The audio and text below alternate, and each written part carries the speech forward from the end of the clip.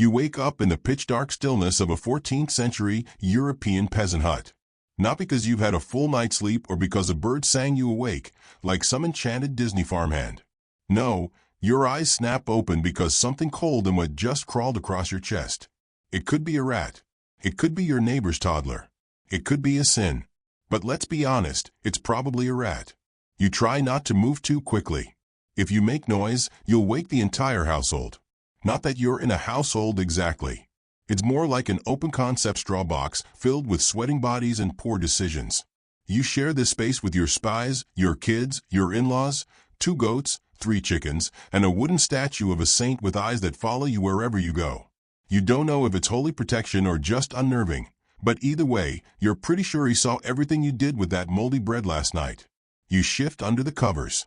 By covers, of course, I mean a vaguely itchy collection of wool rags, maybe once a tunic, now repurposed as a communal blanket that smells like wet hay and generational trauma. Your sleeping position? Upright. Not because you're pretending to be noble or because you're in some kind of advanced yogic trance. No. You sleep sitting up because lying flat is for the dead. And you, for now, are still clinging to your last few breaths of plague-free existence.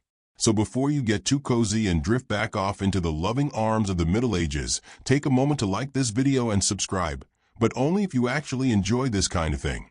It helps keep the leeches off my back and the plague doctors out of my DMs. Drop a comment and let me know where you're tuning in from and what time it is for you.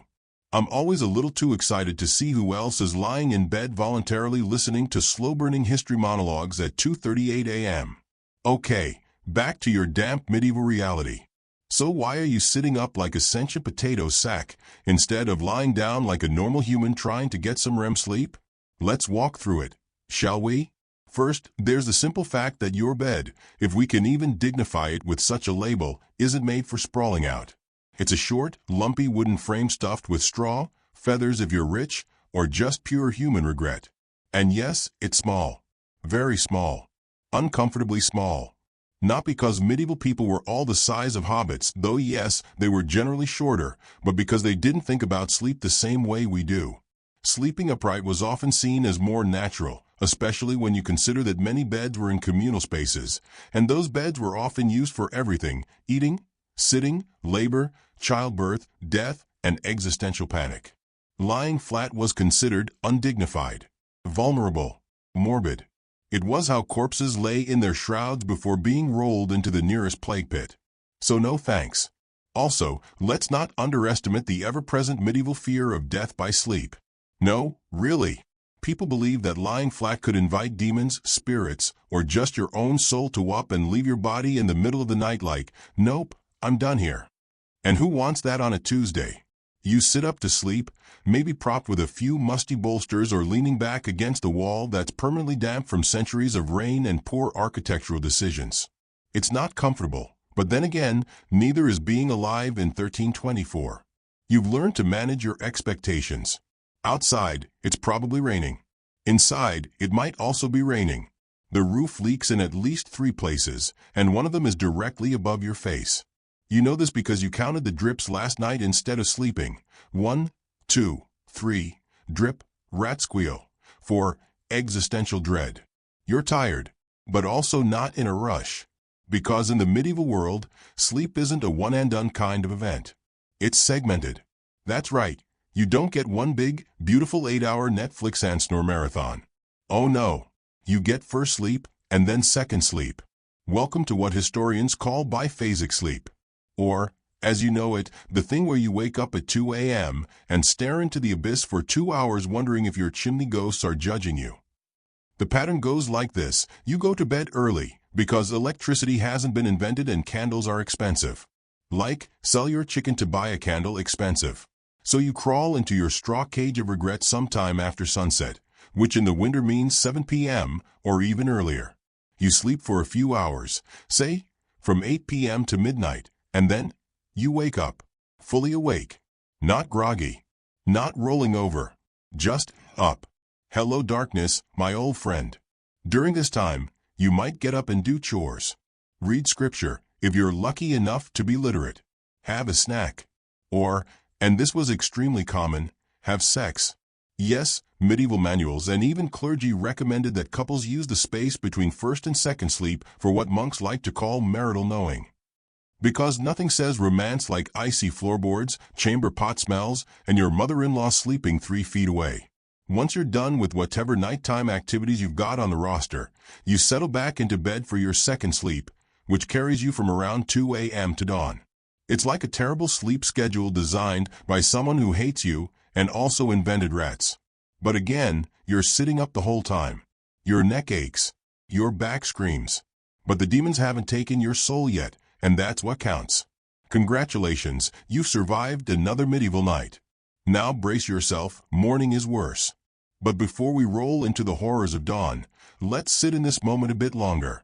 The smells are potent. There's a musty odor of unwashed bodies, last night's barley soup, the warm tang of livestock bedding, and the slow mildew rot of that one damp sock you've been using as a pillowcase. Every inhale is a bouquet of questionable hygiene. You would light incense if you had any. Or matches. Or hope. Someone snores. Loudly. You think it's your uncle. Could also be the goat. Either way, it vibrates the entire room. There's no such thing as personal space here. No queen-size mattress. No pillow top support. No lavender-scented essential oil diffuser glowing softly in the corner. You have one pillow. It's lumpy. It may be stuffed with bird feathers. It may be stuffed with betrayal. Either way, your neck has filed a formal complaint with your spine. You miss modern life. You don't know it yet, because it won't exist for another 600 years, but deep in your soul, you yearn for orthopedic memory foam and the ability to scroll through mildly cursed Instagram reels at 3 a.m. Instead, you pass the hours in dim candlelight, if you're rich. If not, in total darkness. Maybe you whisper with a bunkmate. Maybe you pray. Maybe you lie there with your eyes open, haunted by the fact that the chimney sweep child down the road recently turned purple and exploded. You're not sure why. The village priest says it was a punishment for eating too much cabbage. Eventually, the night starts to fade. The wind still howls outside, but you feel the slight shift in air that says morning is coming. Your body aches from sleeping like a bundled-up broomstick. Your legs are cramping. You miss sitting. You are sitting. It's confusing. And now we get to the heart of it. Why sitting up? Why not at least recline, maybe pop a few vertebrae back into place? Well, for many, the answer was a combination of fear, habit, and architecture. Fear, we've covered. Flat equals death. Or demons. Or something even worse, a midwife walking in, mistaking you for dead, and preparing to drain your bodily fluids into a jar just to be sure. Habit. Because once a whole culture decides that a vertical-ish leap is the proper form, that's what people do. And architecture? Oh, my sweet summer insomniac. Medieval beds often had high headboards, short frames, and bed curtains that turned your sleep setup into a humid, bacteria-filled upright coffin. You weren't supposed to sprawl. You were supposed to sit modestly, correctly, upright. Even in your dreams, you're judged. Also, let's not forget, your clothing options don't help. You don't have pajamas. You don't have sleepwear. You have your chemise, if you're lucky, or whatever tunic you didn't sweat in today. And yes, you sleep in it. Everyone does. Laundry isn't a daily task here, it's an annual event. Maybe semi-annual if you have a river nearby and a death wish. So you're basically cocooned in wool, sweat, straw, and medieval expectations. You're damp. You're stiff. But, hey, you're alive. And that's where we'll leave you for now, in the flickering half-darkness, sitting bolt upright like a suspicious grandparent on a bus, waiting for your second sleep to kick in. The wind whistles through the wooden beams. Something skitters across the floor. You hope it's the chicken. You pray it's not the priest. You wake up again. Still medieval. Still damp. But now you're rich. Well, rich by 14th century standards. Which mostly means you own land, have more than 3 teeth, and there's a good chance you haven't shared your bed with a goat this week. Congratulations. You've graduated from peasanthood and have entered the glorious, back-breaking world of medieval nobility. It's colder here, somehow. The stone walls of your manor keep out approximately 0% of the wind, and the fire in your fireplace is technically burning, but mostly just in spirit. You hear it crackle, behind the bed curtains. Yes, you now have curtains around your bed. No, they don't help. They just trap the cold in a more organized fashion. You stretch your legs slightly, but not too far, because your bed, despite being bigger than a peasant's, is still too short for you. Because just like the peasants, you too are expected to sleep upright. Not because you have to, oh no, you actually could afford to lie flat, but because of tradition, status, superstition, and the haunting awareness that everything you do is being silently judged by a tapestry of your dead ancestors sewn into the wall. You're propped up with pillows. Hard pillows. Lumpy ones. Some made of goose down if you're very, very lucky. Others just stuffed with straw, moss, or textiles of unknown origin. These are not comfort pillows. These are posture-maintaining, socially acceptable spine torture devices. You might be in a four-poster bed if you're especially high up in the noble food chain. It's large, carved from heavy oak, and elaborately decorated to remind anyone passing by that you're important. That you sleep like a saint on display at an ecclesiastical yard sale. This bed is your status symbol. It says, yes, I own 3 tunics, 10 acres, and the legal right to execute someone for stealing my pig. But don't let the fancy carvings fool you. This bed is still a medieval bed. It's short. It's hard. It creaks like an old pirate ship during a storm. And yes, you still sleep sitting up. Not just because of death fear, but because you're also battling a constant war with indigestion. Every rich meal you eat, swan stuffed with figs, eel pies, spiced wines, comes back to haunt you at night, whispering sweet nothings into your esophagus. And speaking of rich food, let's talk about how that's going for you. Poor people eat barley and cabbage. You've got meat. Lots of it. Mostly boiled beyond recognition and served with sauces so thick they double as wall plaster. Your cook has a signature dish, which is essentially whatever we didn't throw away yesterday, simmered with vinegar and judgment. The result, heartburn. Constant heartburn. Lying down makes it worse. So upright you stay, elbows perched on scratchy cushions, shoulders hunched, dreaming of a future where someone invents Tums. The fire flickers again. The shadows on the walls look like dancing plague victims. You try not to notice.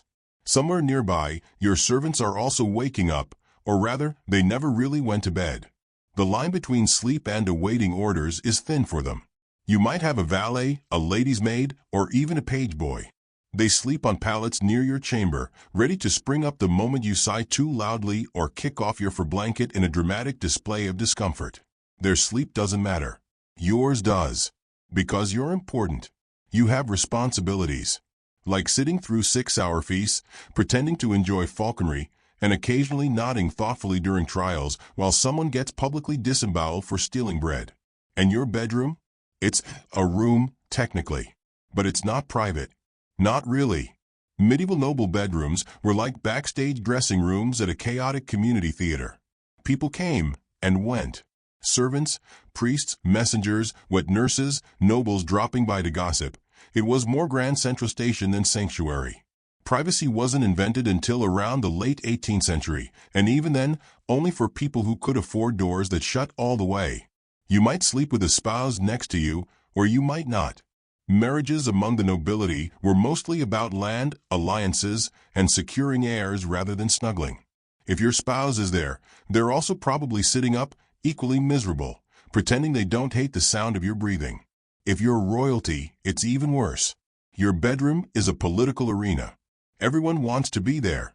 Witnessing your sleep is a privilege. Some nights, you're awakened by someone simply watching you, taking notes, mentally ranking your nocturnal gracefulness. And yet, you're still cold. Your bed has curtains, furs, blankets, maybe even a warm stone you heat by the fire and slip under the sheets. It helps. A bit. But that wind, it finds its way in.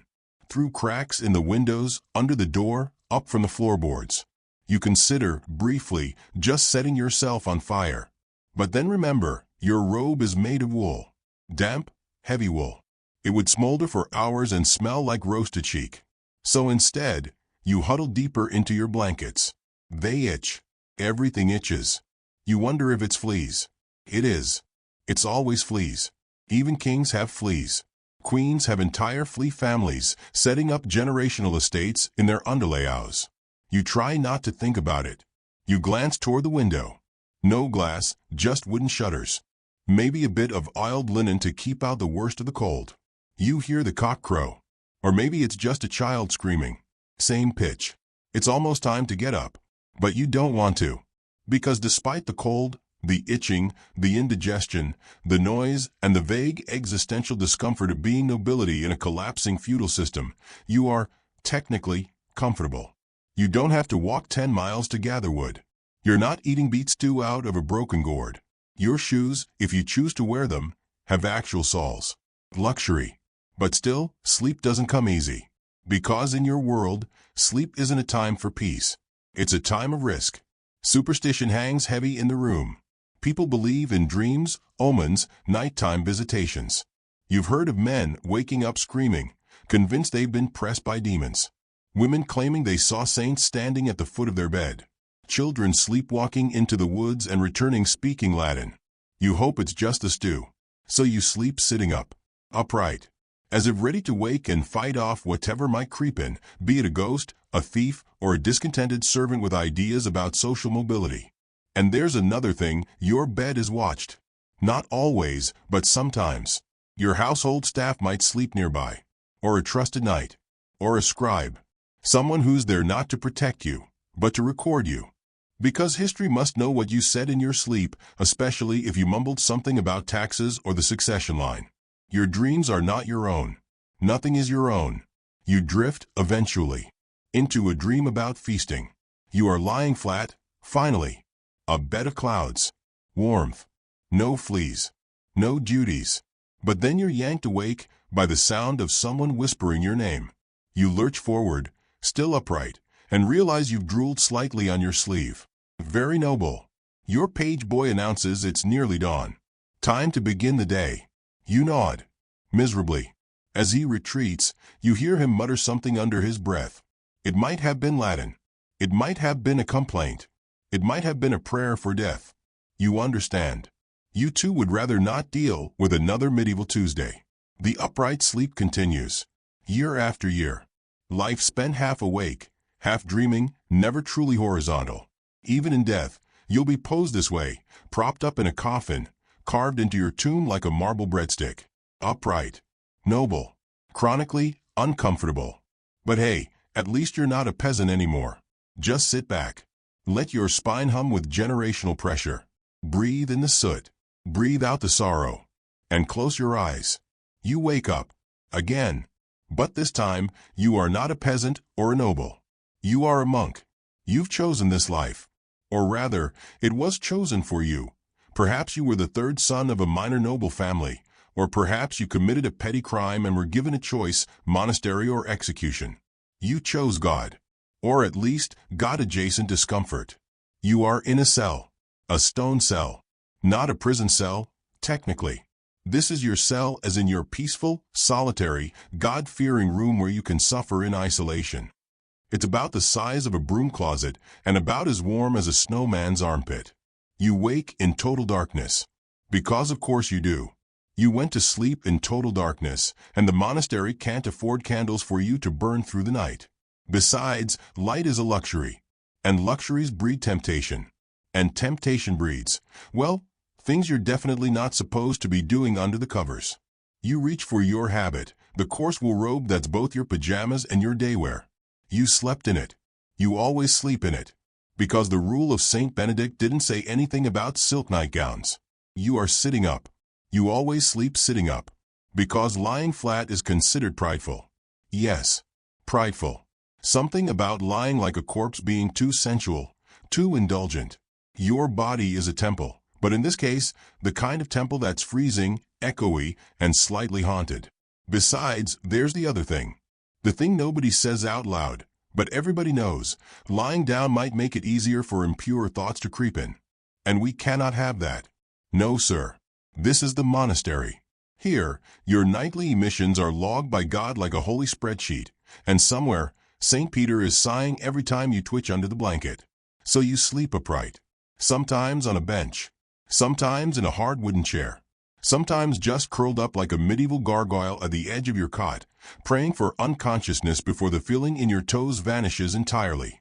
Your mattress, if you can call it that, is stuffed with straw. But not good straw. This is monk straw. The kind of straw that pokes you in the hip like it's reminding you of your sins. Your blanket is thin. Your pillow? A folded cloth or a wooden block, depending on which branch of masochism your order follows. The room smells like stone, mildew, and the faint musk of wet linen. It's not exactly unpleasant, just deeply, oppressively neutral. No matter how long you live here, it never smells like you. It always smells like penitence. Outside, a bell rings. It is 2 o'clock in the morning. You know what that means. Time for matins. You swing your feet off the side of the bed or the wooden suggestion of a bed and fumble in the dark for your sandals. Your fingers are cold. Your nose is colder. You sneeze, quietly, and offer a prayer of apology for disturbing the silence. Silence is big here.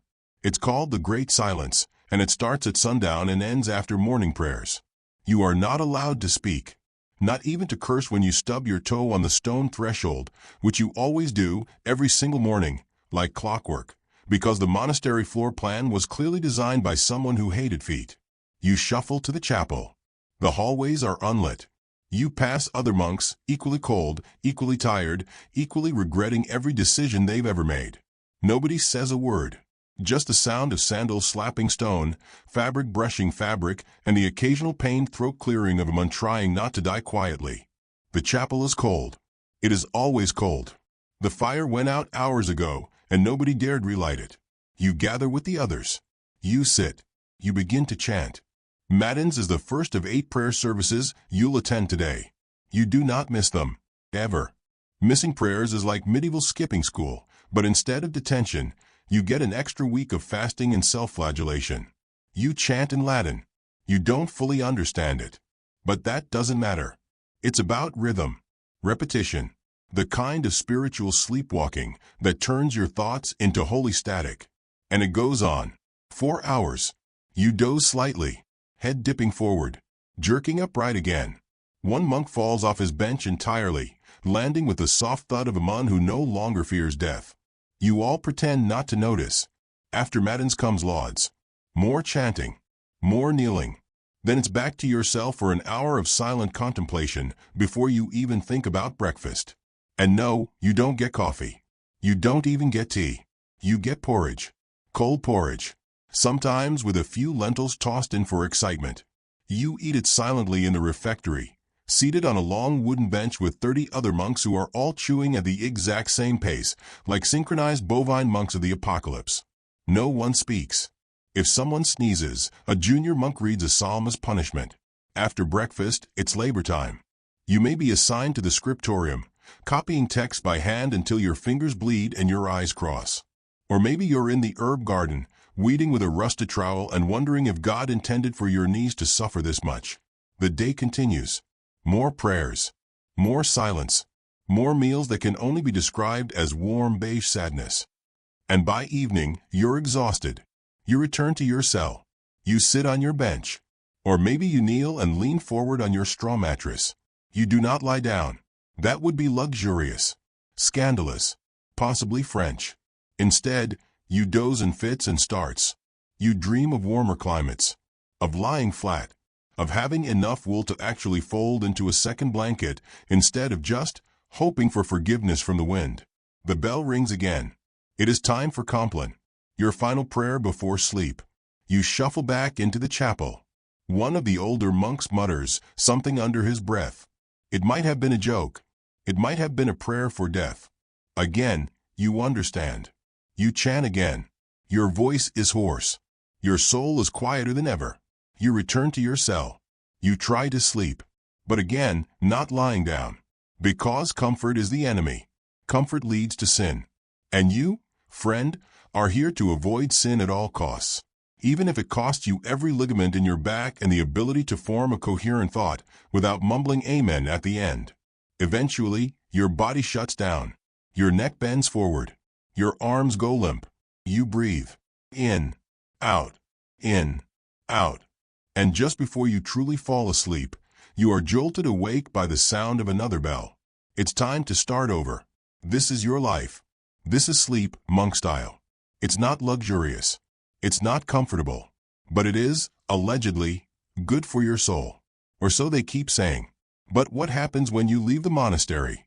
When you abandon spiritual discipline and try your luck with medicine, you are ill. Not dangerously ill, just medieval ill. Which means your stomach hurts, your left foot smells weird, and you haven't really slept for 3 nights straight, except for those 2 hours you spent face down in a barrel because the town herbalist said it aligns the liver. You are, in modern terms, extremely tired. But this is not modern times. This is the 12th century. Which means instead of popping a melatonin gummy and doom scrolling for an hour, you are now standing in the corner of a poorly lit room, shivering, holding a clay pot of your own urine, and waiting for the village physician to finish lunch. He emerges from behind a curtain. He's not wearing a coat or gloves or anything that remotely screams medical license. He's wearing a robe. A nice robe. That's a good sign. It means he has at least one wealthy patron and probably hasn't killed anyone this week. That you know of. He takes your urine, sniffs it, holds it up to the window. You try not to look embarrassed as he swirls it like a fine wine. He hums to himself. Yellow. Slightly cloudy. Hints of melancholy. A touch of bile. He sniffs again. You've been sleeping poorly. You nod, confused but impressed. He's right. You have been sleeping poorly. You thought maybe it was the hay mattress or the cow that keeps screaming outside your window at 3 a.m. But no. Apparently, it's your yellow bile. The physician leans closer. Too much heat in the liver, he says. This is not a metaphor. You see, medieval doctors don't believe in germs or bacteria or REM cycles. They believe in the 4 humors: blood, phlegm, yellow bile, and black bile. Sleep, according to them, is when the blood withdraws into the heart to warm the body and digest food. If it withdraws too fast, you faint. If it doesn't withdraw at all, you lie awake wondering if God forgot about you. So before we go on, take a moment to breathe, stretch, and hit that like button. Only if you're enjoying this, of course. And tell me in the comments, where in the world are you listening from? And what time is it? It's always surreal to think someone's falling asleep to this in Finland while someone else is eating lunch in Ohio. Anyway, the doctor is now preparing your treatment.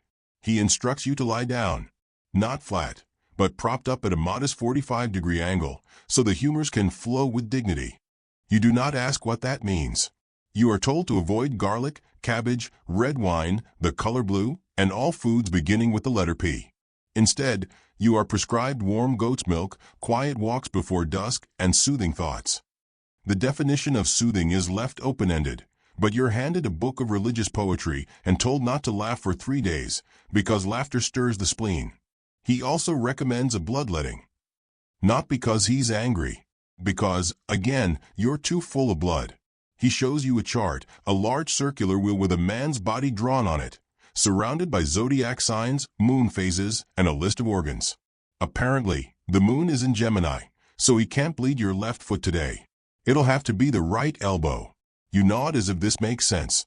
He gets out the leech. It's named Gregory. Gregory is a large, moist, slithering tool of sleep hygiene. He attaches him to your arm, where he wriggles with enthusiasm and begins to suck out your problems.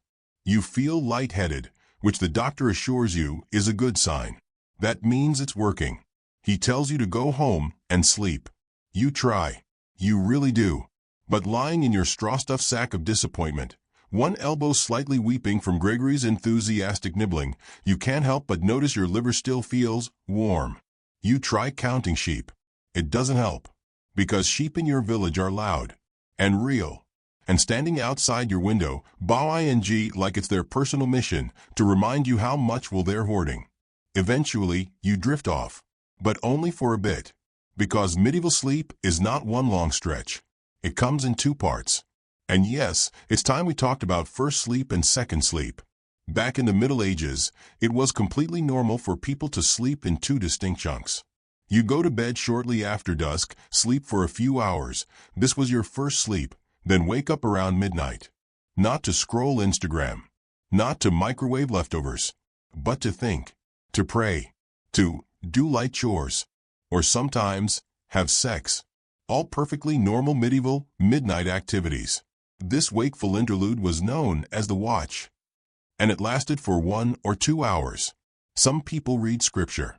Some stoked the fire. Some just sat and worried about the sheep. Then, after this weird little mental halftime, they'd go back to bed for their second sleep until dawn. Sounds inefficient? Maybe. But this was their normal. Before electric lights rewired our brains, this broken sleep pattern actually matched the natural rhythms of darkness, digestion, and the wildly unregulated medieval brain.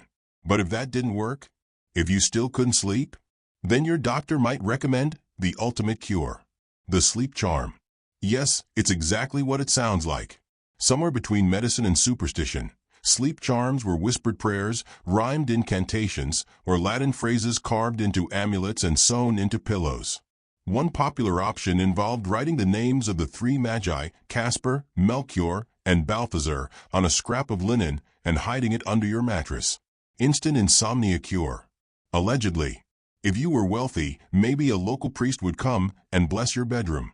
If you were really wealthy, a relic might be brought in, like the fingernail of a saint, to ward off night terrors. Because nothing says sweet dreams like a mummified knuckle in your sock drawer. And if you were poor, you just drank a mixture of warm ale, crushed poppy seeds, and hope. Or you boiled lettuce. Yes, lettuce. Lettuce was thought to cool the body and calm the mind. It was basically the chamomile tea of medieval insomnia. Still can't sleep? Try burning henbane. Or hanging a dead bat over the door. Or rubbing mashed pigeon feathers on your feet. All real. All tried.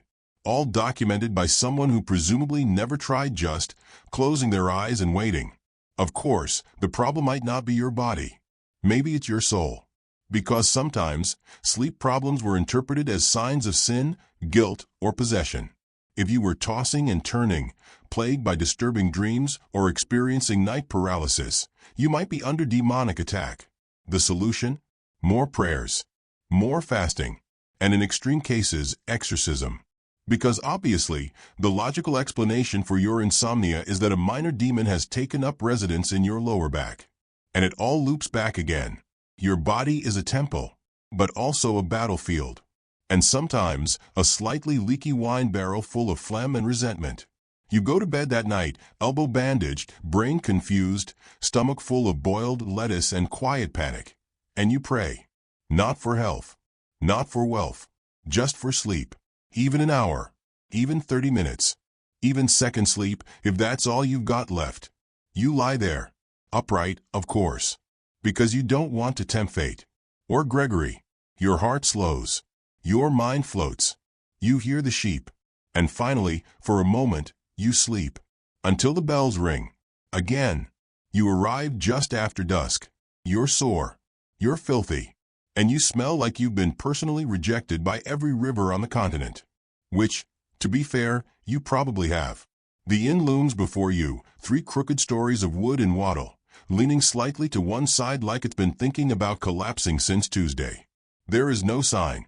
Just the image of a barely recognizable animal, maybe a bear, maybe a pig, carved into a slab of wood and hanging above the door by a chain that looks older than logic. You push the door open. A wave of smells hits you. Smoke, ale, stew, feet, wet wool, goat, more feet. Your nostrils give up instantly. The common room is packed. Dozens of strangers huddle near the fire, arguing about taxes, screaming about saints, and slapping each other in ways that technically count as bonding. You make your way to the bar, which is just a sticky plank of wood held up by prayer and fatigue. Behind it stands the innkeeper. A Moon who hasn't blinked in 5 minutes. You ask for a bed. He doesn't ask your name. He asks 2 things, any fleas, and can you pay? You say no to the fleas. Which is a lie. Everyone has fleas. Even the fleas have fleas. You say yes to the payment. You hold up a single coin, 1 silver groat. It's probably enough for a bowl of something vaguely food adjacent and half a bed. He grunts. You're with the others. You're not sure who the others are, but they don't sound restful. He leads you through the common room, past a man aggressively playing a hurdy-gurdy, and up a flight of stairs so narrow you have to turn sideways. Every step creaks. Every window is broken. Every smell is worse than the one before. He stops at a door, opens it. You immediately regret your choices. Inside, it's dark. Not moody dark. Just dark. There are no candles, only the faint orange glow of a fire that's clearly on the brink of giving up. You can barely make out 6, maybe 7 shapes already lying on the floor, wrapped in cloaks, curled on blankets, some snoring like they're auditioning for a thunderstorm. Your bed is a pile of straw. Old straw. Blackened, compressed, slightly damp straw. It's shared with 2 strangers. One is a toothless merchant who smells like pickled despair. The other is a young man in a jester hat who may or may not be bleeding. You lay down. The straw pokes you in exactly all the wrong places. The blanket is a wool shroud that hasn't been washed since the Great Famine. You try to arrange yourself in a way that suggests peace. It does not work. Because a medieval inn isn't for rest. It's for not dying. And tonight, you're doing just that. Not dying. Just barely. At least until the jester turns over, coughs directly into your eyeballs, and mutters something about the red winds. You try not to think about that. Instead, you focus on the sounds. There's the fire, crackling gently. There's a rat in the corner, performing what sounds like a one-rap performance of Les Miserables. There's the steady snore of a man who may or may not be sleeping upside down. And of course, there's the inn's ambient noise, people yelling downstairs. A dog barking. A lute solo. A man dramatically vomiting into a barrel. You close your eyes. But sleep? Sleep is a theory. Because in medieval inns, beds were communal. Not just in a you're in the same room kind of way, but in a literal you're touching 3 people you've never met kind of way. It's called hot bedding. No, not the sexy kind. The actual, literal shared bodily warmth and questionable boundaries kind. You sleep next to strangers, on top of straw, with absolutely no privacy and a high risk of waking up with someone else's boot in your face. And if you thought snoring was bad, just wait until you hear medieval gas. Because the food? It's mostly beans, onions, and regret. Someone in the room has been fermenting for hours. You pray it's the jester and not your own future. Still, eventually, you drift off. Kind of. In a light, twitchy, trauma-adjacent sort of way. But just as your brain begins to shut down for the night, the door slams open. Another traveler enters. Everyone groans. The jester hisses. He's tall. He's muddy. And he's wearing the unmistakable hat of a pilgrim, meaning he hasn't bathed since the Pope last sneezed. He flops down onto the straw next to you and immediately starts unpacking a burlap sack that smells like it once contained cheese, but now contains something else. He eats something crunchy. Possibly a beet. Possibly gravel. Then he burps, sighs, and falls asleep directly onto your arm. You do not remove him. Because this is the medieval inexperience. And complaining is reserved for nobles. So you lie there, staring at the ceiling, listening to the symphony of discomfort, wondering if sleep will ever come. But let's take a quick break from the misery, just for a moment. And if you're still with me, maybe hit that like button, or drop a comment telling me where in the world you're trying to fall asleep right now. These things help keep this channel going, and I appreciate it more than you know. Now, back to your sleep disaster. You wake up twice. Once because the jester kicks you in the spleen mid-dream, and again because someone's screaming about how they've been robbed. It's unclear whether anything was stolen or if this is just what passes for breakfast conversation. Either way, the room starts to stir. Feet shuffle. People moan. Someone sneezes directly onto the floor, which means it's time to get up and pretend you slept well. You rise. Covered in straw. Slightly bruised. Questionably damp. And as you gather your things, all 2 of them, you realize you've survived the night. Congratulations. You did not get stabbed. You did not fall through the floor. And most importantly, you got approximately 2.4 hours of sleep, which is considered luxurious by medieval standards. Your brain feels like boiled oats. Your back feels like a battlefield. But you live to yawn another day. And now you begin again. Back onto the road. Back into the mud. Back into the waiting arms of whatever horror the next town has to offer. Because this was just one night in one inn. And there are miles to go before you sleep. You've survived the straw mattress. You've shared a bed with a possibly haunted jester. You've experienced the visceral joy of sleeping next to a man whose breath smells like boiled moss. But now, dear listener, it's time to talk about what happens after you close your eyes. Yes, we are talking about dreams. Medieval dreams. And unlike today, where dreams are mostly forgotten nonsense about missing exams or being chased by a giant salad. In the Middle Ages, dreams were important. Too important, honestly.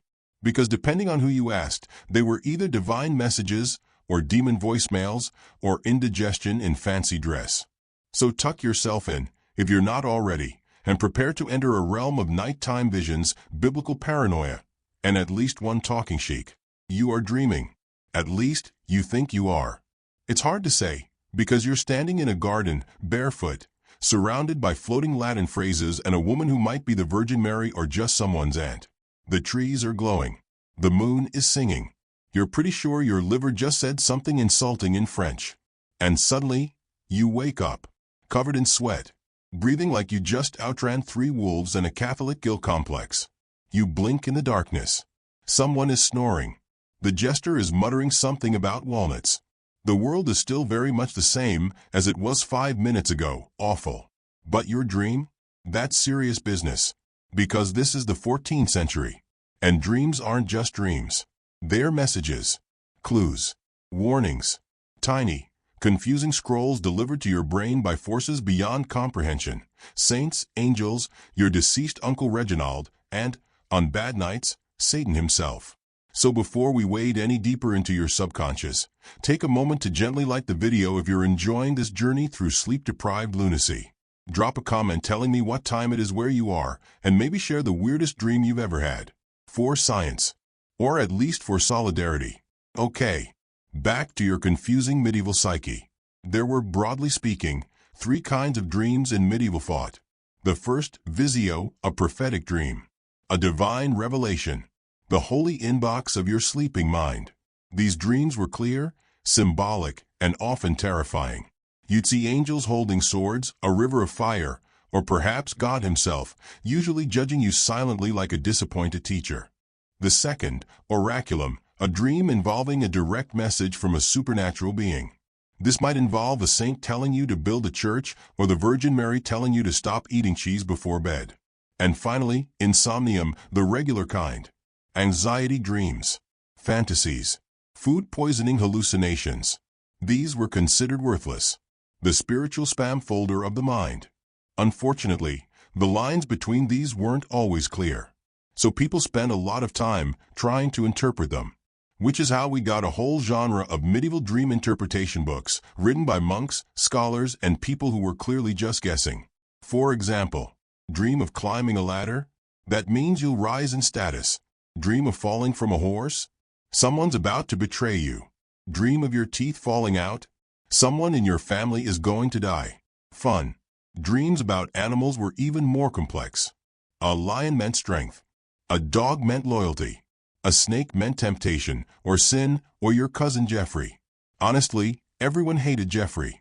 If you dreamed about fish, it meant spiritual wisdom, unless the fish was staring at you.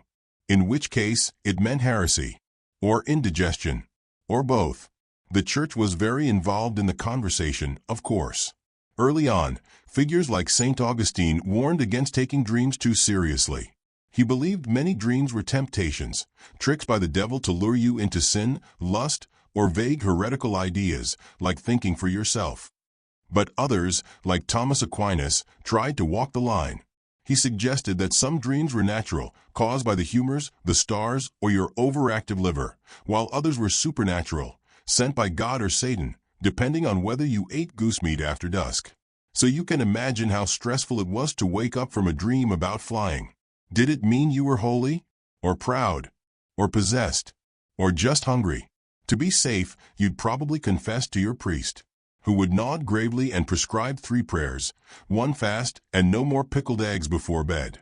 Now, let's talk about dream rituals. Because yes, people prepared for dreams the same way we now prepare for job interviews or awkward family dinners.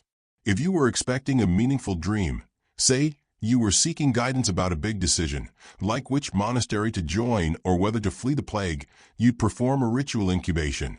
This might involve sleeping in a holy place, like near a saint's tomb, fasting for a day or 2, praying for a vision, wrapping yourself in a special blanket, not talking to anyone named Gregory, and then you'd sleep, hoping that your dream would come clearly and without any weird goats. In many cases, it didn't. But sometimes, you'd wake up with a feeling, a whisper of meaning, a sense that something important had been said, even if you couldn't remember what. Medieval dreamers took this seriously. There are recorded cases of people building chapels because of dreams, becoming monks, launching pilgrimages, refusing marriage proposals, giving away their livestock. One man allegedly dreamed that Saint Michael told him to dig a hole in his backyard, and he found a relic. Was it real? No idea. But his neighbors definitely started digging holes, too, just in case. Of course, not all dreams were divine. Some were blamed on demons, especially if they were sexual. Yes, time to address the medieval nightmare known as the incubus and succubus, male and female demons believed to visit you in your sleep, sit on your chest, and seduce you into sinful dreams. If you woke up sweaty, disoriented, and feeling unholy, it was never your fault. Clearly, a demon was involved. Probably Gregory again. In extreme cases, these dreams led to exorcisms, especially for women. Because, shocker, medieval society often interpreted women's dreams through a slightly paranoid lens. If a woman had strange dreams too often, she might be suspected of witchcraft, or possession, or worse, independent thought. Men were allowed more leeway. A knight dreaming of battle? Prophetic. A monk dreaming of heaven? Inspirational. A peasant dreaming about cheese? Deeply relatable. In literature, dreams were everywhere. Chaucer's Book of the Duchess, the Roman de la Rose, Dante's entire career. Dreams weren't just personal, they were political, theological, and moral playgrounds. Writers used them to explore big ideas: love, death, sin, salvation, and sometimes pigs in armor. Don't ask. And because few people could read, these dreams were often painted on church walls. Visions of hell, dreams of paradise, warnings about what might happen if you sinned, lied, or skipped Mass for something as decadent as personal time. Because in the end, dreams in the Middle Ages weren't just nighttime entertainment. They were portals. Not to alternate dimensions, but to meaning, divine or dangerous. You didn't just dream. You received messages. From God, from saints, from your own guilty conscience, or, depending on what you ate for dinner, from a particularly aggressive sausage. And now, you wake. It's morning again. Your neck hurts. Your blanket has betrayed you. The jester is gone, replaced by someone snoring through their eyebrows. But your mind lingers on the dream. A river. A knight. A giant talking duck holding a sword and screaming about tithes. You nod to yourself. Clearly, you are being called. To what? Who knows? Maybe just back to sleep. No, not the kind where you raise your hand and get scolded for asking where babies come from. I mean social class, that wildly creative medieval caste system where your comfort, diet, and probability of dying from a hair-related injury were all predetermined by birth. And yes, your sleep quality was also heavily influenced by where you landed on this delightful feudal food chain. So tonight, we're gently pulling back the flea-ridden curtain on the bedtime experiences of the three main medieval classes: the peasants, the nobility, and everyone else unfortunate enough to be alive. We'll compare pillows like they're stock portfolios, we'll judge blankets like it's a fashion show, and we'll examine the sleep habits of the rich and miserable with all the quiet envy of someone who hasn't bathed in 6 weeks. Are you lying down? Wrapped up in something soft? Hopefully not, hey? Good. Let's begin with the group we've been sleeping with for most of this series: peasants. You are poor. Very poor. Like your shoes are made of optimism, poor. And your bed? It's not a bed. It's an area. An area that has been designated, by communal understanding, as where the sleeping happens. You live in a one-room hut, made of timber, mud, thatch, and heartbreak. There's no insulation, no privacy, and no bathroom, unless you count the corner bucket known as Sir Chamberpot. The floor is packed earth, sometimes stone. Mostly disappointment. Your bedding is straw. If you're lucky, you've got a blanket, made of wool, scratchier than medieval politics. If you're very lucky, it doesn't smell like soup. And you don't sleep alone. Oh no, that would be wildly inefficient. You share your sleeping space with your spouse if you have one, your children, as many as survived, your mother-in-law as punishment, and quite possibly a few livestock. Yes, animals. Chickens, pigs, goats, the whole medieval petting zoo, sleeping inside your house to prevent theft and conserve warmth. You haven't known personal space since birth. And remember, this is normal. No one's complaining. Because no one can complain. It's the 1300s. Complaining is considered treason unless you're noble, in which case it's called correspondence. Now, the actual sleep routine of peasants? As we've mentioned before, it was often split into first sleep and second sleep. You'd go to bed not long after sunset, because candles are expensive and the dark is terrifying, wake around midnight, sit up for an hour or two, and then go back down for round two. What do you do during that midnight intermission? Well, that depends. You might pray. You might talk. You might tend to livestock. You might worry silently about the next plague wave. Or, if you're lucky, sneak in a bit of extremely quiet, under-the-blanket marital activities, if you catch my drift. Of course, the blanket is shared by 6 people, so discretion is not exactly guaranteed. Sleep was seasonal, too. In summer, it was hot. In winter, it was cold. And by cold, I mean you will wake up frozen to the mattress and accept it as a learning experience. Fires? Rarely lit at night. Chimneys? A luxury. Ventilation? Non-existent. You didn't sleep well. You just slept. And now, we ascend, metaphorically and economically, to the nobility. The upper crust. Landowners. Lords. Ladies. Knights with a bloodline longer than their sword. Surely they had it good, right? Well, kind of. Let's go inside a noble's bedroom, which, notably, is an actual room, with a door, and sometimes even a key. Yes. Privacy. That mythical concept. The walls are stone. The floor is stone. The ceiling is mostly spiderwebs, but tastefully arranged. The bed? It's a 4-poster, massive, elevated, and surrounded by heavy curtains to block out drafts and judgment. The mattress is stuffed with feathers, or horsehair, or wool, or all of the above layered like some kind of itchy lasagna. There are bed linens, multiple layers, sheets, blankets, maybe even an embroidered quilt stitched by a woman who's never seen sunlight. Pillows are present, possibly monogrammed, almost definitely firm enough to kill a mun. There's even a bed warmer, a metal pan filled with coals, slid between the sheets to take the edge off the stone-cold atmosphere of your 13th century sleep dungeon. Sounds ideal, right? Well, let's not get carried away. Because even nobles had to deal with drafts so powerful they could qualify as minor deities. Chamber pots placed alarmingly close to the bed.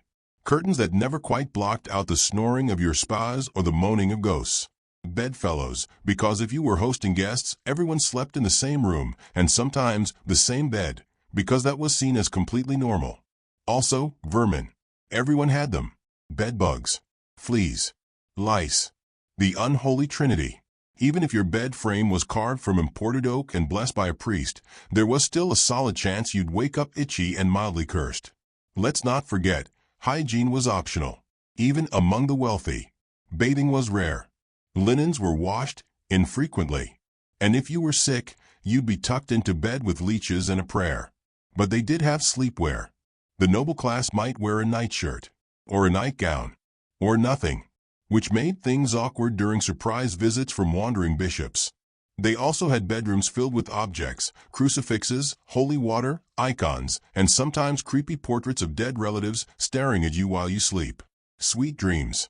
And now, we pivot to the least envied, but most intriguing group, the imprisoned.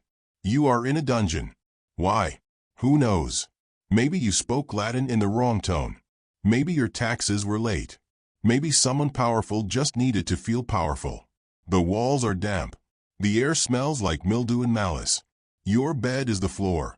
If you're important enough or rich enough to bribe a guard, you might get a pile of straw.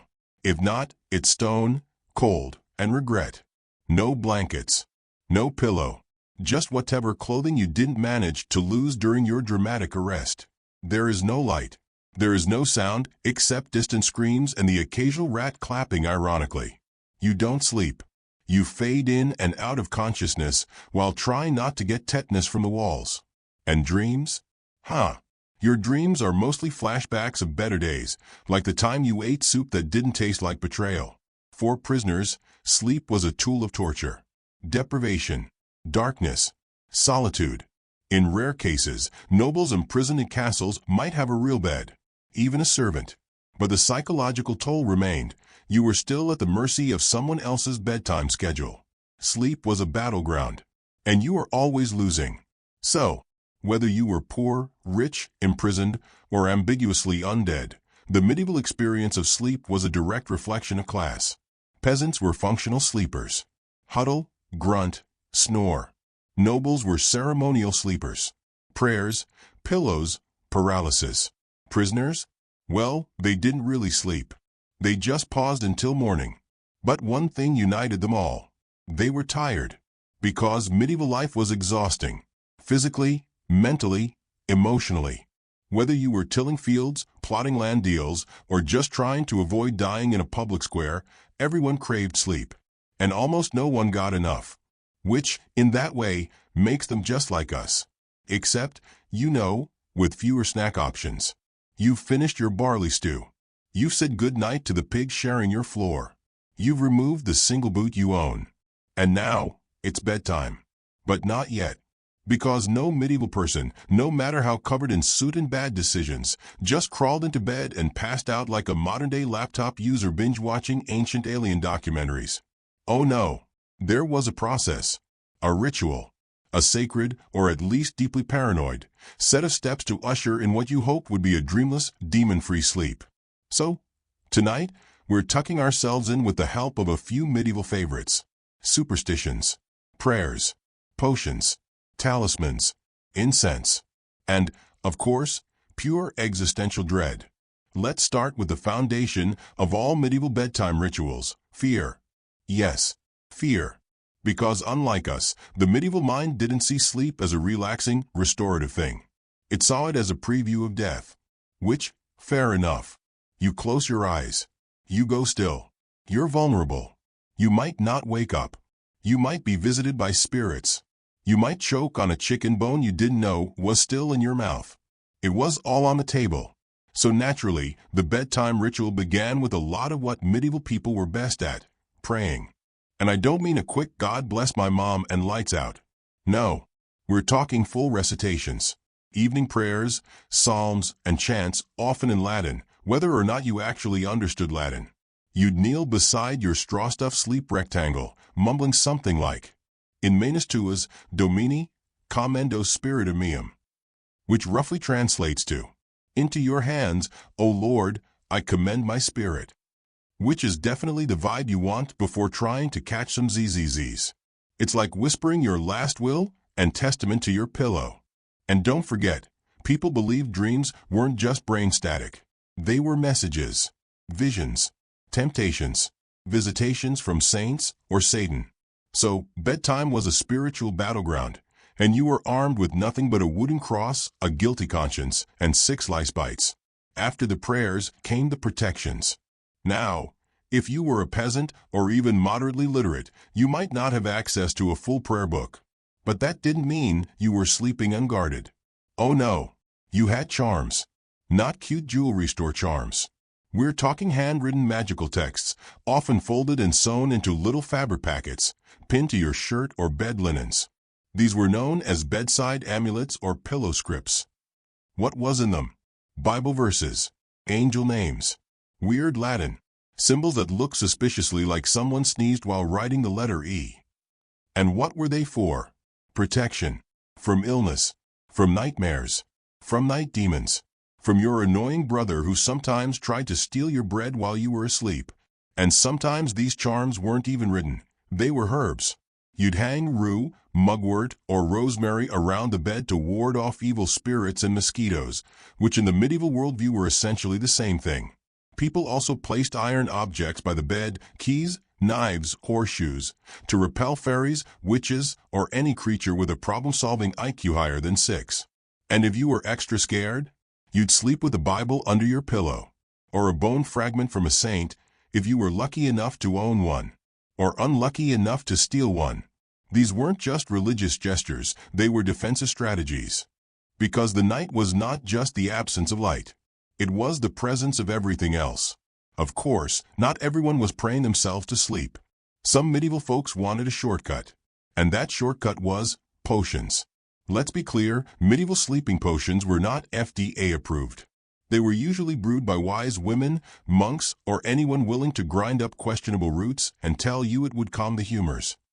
A basic medieval sleep aid might include poppy juice, yes, opium; mandrake root, hallucinogenic and occasionally fatal; henbane, a paralytic, also used in witchcraft; valerian root, surprisingly still used today; and sometimes wine, because of course. You drink it as a tea, or rub it into your skin, or in more ambitious cases, just sniff it until you saw God and passed out. And what about dream control? Oh, they had a fix for that too. Need a prophetic dream? Sleep on a laurel leaf stuffed pillow. Trying to contact a dead relative? Try yarrow under the bed. Want to stop the nightmares? Whisper a prayer, circle your bed 3 times, spit over your left shoulder, and don't look in any mirrors. Easy. Sleep was not just a physical process. It was a cosmic negotiation. And rituals weren't limited to herbs and prayers.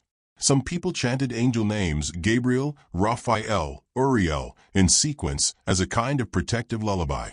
Others recited entire psalters, 150 psalms, every night, which is both holy and clinically exhausting. And if you had money, you commissioned a book of hours, a personal prayer book decorated with gold leaf and the quiet anxiety of 15 monks. Even bedtime was an opportunity to flaunt wealth. Now, let's take a step back and look at monks and nuns, the Olympic athletes of structured sleep rituals. Living in abbeys and monasteries, their bedtime routines were controlled by bells and divine schedules. They didn't just sleep. They retired for the night, at a specific hour, after Vespers, in silence, possibly while fasting. They wore simple robes, slept on boards or narrow cots, and were sometimes awakened in the middle of the night for matins, a dark-hour prayer session designed to remind you that God does not care if you're tired. Monastic life was one giant, coordinated ritual, and bedtime was just another step in your 24-hour attempt to out-holy the guy in the next cell. Meanwhile, if you were a mother, especially a poor one, your ritual wasn't about praying or potions. It was about survival. You'd check the fire, cover the coals, feed the baby, try not to roll onto the baby, make sure your other children weren't stealing each other's turnip rations. And then, finally, once everyone was down, you'd whisper a few words of prayer, blow out your lamp, and collapse into something that looked like sleep but felt like strategic unconsciousness. And maybe, just maybe, you'd wake up in a few hours for the second sleep and do it all again. So what have we learned? That bedtime in the Middle Ages was not casual. It was not easy. And it was definitely not put on PJs and watch ASMR until your eyeballs dissolve. It was ritualistic, spiritual, paranoid, and somehow both holy and horrifying. People lit candles, recited incantations, carried charms, rubbed mystery ointments on their temples and begged the universe for just one night without waking up screaming or itchy. They didn't just want sleep. They wanted safe sleep. Because to them, every night was a doorway to dreams, demons, or death. And your rituals? Those were your locks. So let's dim the candle, fluff your bag of mice mattress, and enter the subconscious of someone who thinks disease comes from miasma and nightmares come from Satan. It's going to be weird and deeply uncomfortable, just like all good dreams. So, you finally drift off. You're in the first phase of sleep, not that you know that, because REM hasn't been invented yet. But your mind, it's gone full medieval fever dream. You're dreaming that your goat is talking to you. He's wearing a bishop's hat. He's telling you to confess your sins or else. And you're crying, naked, in the middle of a wheat field that's also your childhood home, and possibly purgatory. Congratulations. You're dreaming like a 12th century peasant. Let's start with the basics. The medieval world took dreams very seriously. They weren't just brain nonsense. Dreams were messages. From God. From the devil. From dead people. From your own twisted little soul. And the trick was figuring out which. Because if you dreamed about falling into a river, that could mean guilt. If you dreamed about flying, that might be divine inspiration. If you dreamed about eating cheese, That probably just meant you actually ate cheese before bed, and now your digestive system is throwing a tantrum. So naturally, there were entire books dedicated to dream interpretation, some religious, some medical, and some just creative. Ever hear of the somnial Danielese? No. You've probably been too busy not living in the 14th century. The somnial Danielese was basically the medieval dream dictionary, allegedly inspired by the biblical Daniel, the guy who interpreted King Nebuchadnezzar's wild, prophetic dreams. It gave you helpful advice like, dream of lions, you'll gain power. Dream of fire, trouble's coming. Dream of kissing a stranger, sin is at your doorstep. Dream of rats chewing your toes? That's probably just rats. You live in the Middle Ages. But not all dreams came with interpretations. Some came with blame. See, medieval folks believed your dreams reflected your moral health. Bad dreams? That wasn't just spicy stew talking. That was a sign your soul was on fire. And what caused bad dreams? Oh, only a few minor things, like gluttony, lust, the devil climbing into your mouth while you sleep. Yes, that was a real belief. So let's talk about night demons. They weren't just fantasy. They were your bedtime companions. Every culture had them, and medieval Europe was brimming with them like your neighbor's rat bucket. The most famous? The incubus and the succubus. The incubus was a male demon who'd sneak into your bed, sit on your chest, and interact with you violently. Yes, in that way. The succubus was his female counterpart. Same deal, different outfit. You might know this experience today as sleep paralysis, where you wake up unable to move, often feeling a heavy presence. But in the Middle Ages, that wasn't your nervous system acting up. That was Satan's sleepover squad. You could be a monk, a milkmaid, a merchant, didn't matter. You wake up, heart racing, sweating, unable to breathe, and think, a demon has arrived. And naturally, there were ways to deal with this. You could sleep with a crucifix under your pillow, sprinkle holy water on your sheets, confess your sins regularly, or, if all else failed, burn sage and hope you didn't inhale enough to hallucinate the Virgin Mary making sourdough in your fireplace. But it wasn't just demons invading dreams. Sometimes, it was the dead. Yes, dearly departed Uncle Gerard might stop by to give you life advice, or to scream at you for not lighting enough candles at his funeral. The line between dream, vision, and haunting was paper-thin. And let's not forget the saints. Medieval people often dreamed of saints visiting them, usually with some kind of divine message. You're bleeding from your ears? St. Bartholomew says pray more. Your crops failed? That's probably St. Isidore reminding you to tithe. Dreams weren't private. They were theological events. Entire court cases, canonizations, and pilgrimages were launched because somebody had a vision while half asleep in a chicken barn. But not all dreams were dramatic. Some were just plain weird. One popular category was the moral allegory dream. You dreamed that a dog wearing a crown was chasing you through a maze made of bread, while a nun on fire read poetry at you in Latin. To us, that's just a Saturday night with bad sushi. But to medieval minds, every element had meaning. The dog is loyalty. The bread maze is your spiritual confusion. The nun? Guilt. Probably sexual guilt. It was always sexual guilt. So they'd wake up, run to the local priest or friar, and say, "Father, I saw a spinning wheel made of tongues chasing me through a meat cellar." And the priest would be like, "Yes, clearly that's a sign you need to fast for 3 days and stop looking at women." It was a system. And speaking of guilt and fasting, let's not ignore how physical health impacted dreams. In medieval medical theory, dreams were caused by vapors rising from your stomach and floating into your brain. So if you ate too much or had poor digestion, your dreams would be chaotic. Hence, the popular advice, don't go to bed with a full stomach. Unless you wanted to dream of vomiting crows while floating down a river made of bees. Doctors and monks alike kept records of dreams and their supposed meanings, sometimes prescribing treatments like herbal tonics, prayer regimens, bloodletting, or just don't sleep. That's safer. Now, let's peek into the world of prophetic dreams. Some dreams weren't just symbolic. They were believed to foretell the future. Kings would dream of battles. Merchants would dream of treasure. Commoners would dream of death. If you dreamed of someone dying, it might be taken as literal. People would prepare funerals based on dreams alone. And in many miracle accounts, someone dreamed of a saint's relic location and then actually found it. Usually after digging through a field, a monastery floor, or, occasionally, a graveyard at 3 a.m. Dreams were evidence. Holy people often claimed their spiritual authority came from visions during sleep. If you were founding a new religious order in the 12th century, you needed a dream to justify it. Otherwise, you were just another guy yelling at trees. Now let's shift to the shared experience of dreaming. Because yes, they sometimes dream together. In a magical, inception kind of way. But in terms of dream culture, in many households, people would share their dreams in the morning. Like medieval Facebook posts.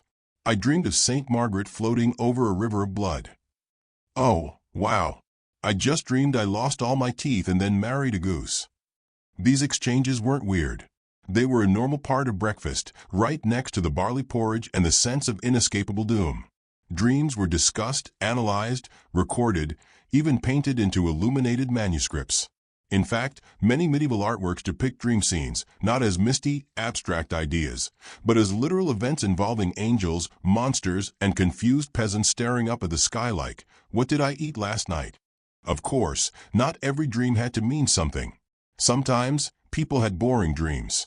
Dreams about doing chores, walking to church, feeding pigs. Which is ironic, because those were also their actual lives. Imagine dreaming of making soup for 6 hours, and then waking up to make actual soup for 6 hours. Medieval realism was relentless. So, what do we take away from all this? Medieval dreams were heavily symbolic, deeply moral, often terrifying, occasionally prophetic, and always treated as important data about your soul, your sins, and whether you'd wake up possessed. They weren't just nighttime weirdness. They were spiritual diagnostics. And that's what made sleep so risky. Every night was an invitation to receive holy insight, or a demon in drag. You could wake up blessed. You could wake up screaming. You could wake up and say, "I need to walk to a monastery 300 miles away because Saint Agnes told me to." And nobody would bat an eye. Dreams were the medieval internet. Messy, unpredictable, full of questionable content, and mostly interpreted by guys in robes. You lie there. The fire's gone out. The coals glow faintly.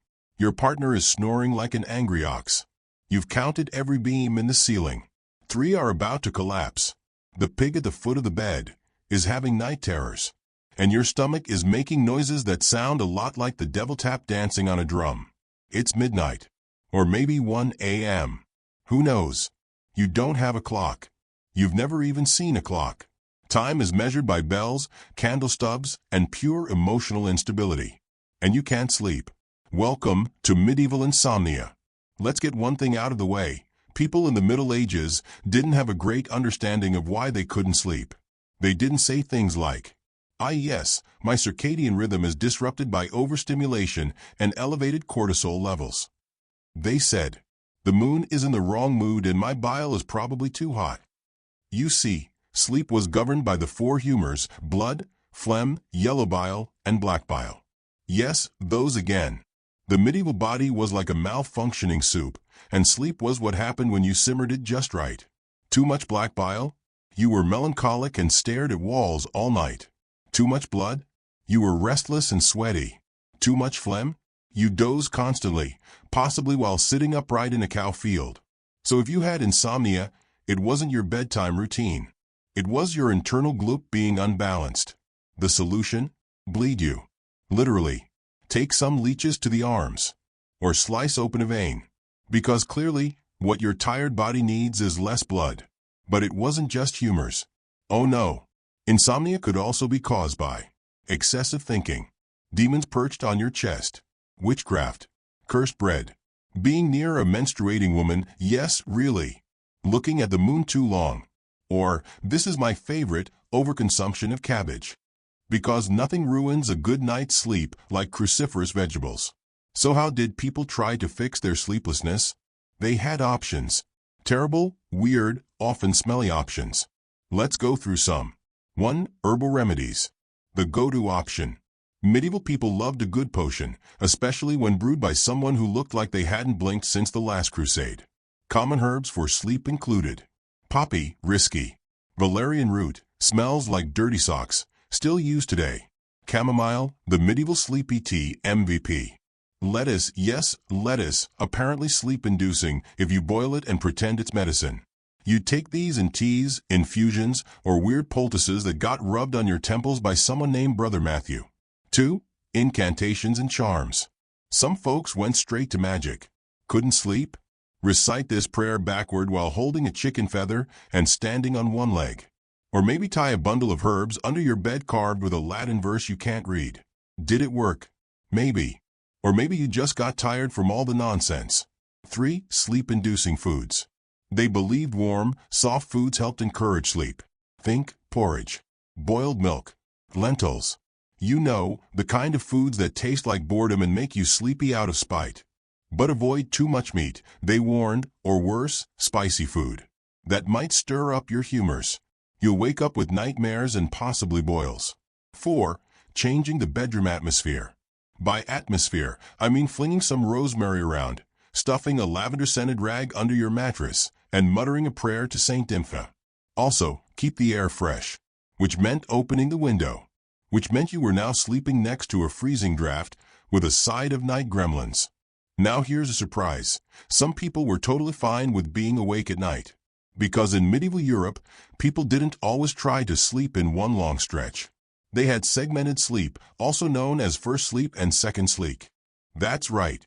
You'd go to bed after sunset, sleep a few hours, wake up in the middle of the night, do random stuff for an hour or two, then go back to bed.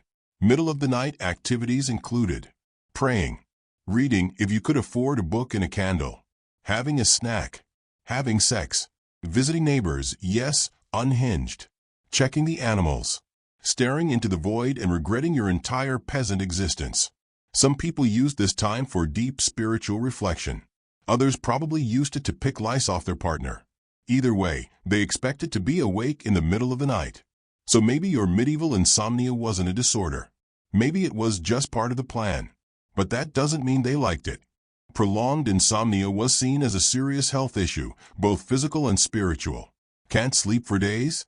That might mean you're being punished by God. You're possessed. You have the vapors. Or your soul is simply too loud. And if it persisted, well, there was always exorcism. Or wine. Lots and lots of wine. Speaking of wine, let's take a moment to appreciate how drunk people were when they couldn't sleep. Wine was safer than water in many towns and often diluted. But still, if you couldn't drift off, a few cups of medicinal red might do the trick. Or ale. Or beer. Or a terrifying blend of fermented herbs that would knock out a mule. Was this healthy? No. Did it work? Maybe. Was it better than being awake listening to your neighbor cough like he's trying to exorcise a lung? Yes. Absolutely. And now we must acknowledge the tragic heroes of the night, the chronic insomniacs of the medieval world. You know them. You might be one. They tried everything. Prayer, fasting, herbs, holy relics, leeches, even sleep-induced flagellation. Yes, self-whipping as a bedtime routine. Still couldn't sleep? They were told to repent harder. Sleep, they believed, was a gift from God. So if you couldn't sleep, maybe God was mad. What for? Who knows? Maybe that time you stole a turnip. Maybe your great-uncle missed a tithe in 1187. Doesn't matter. You're awake. That's punishment enough. And for the few medieval physicians who tried to actually study insomnia, their advice was a mixed bag. Sleep in a dark room. Don't think too much. Eat warm things. Balance your humors. Rub goat fat on your temples. Also, maybe drink this potion made of poppy, mint, and fear. In short, nothing works, and everything might kill you. Sweet dreams. So what did people actually do when sleep wouldn't come? They waited. They lay there. They stared into nothing. They whispered prayers to saints who never answered. They made bargains with God and with themselves. They hummed lullabies to pigs and shifted their aching joints on straw beds. Because sometimes the night was long, and all you could do was endure it.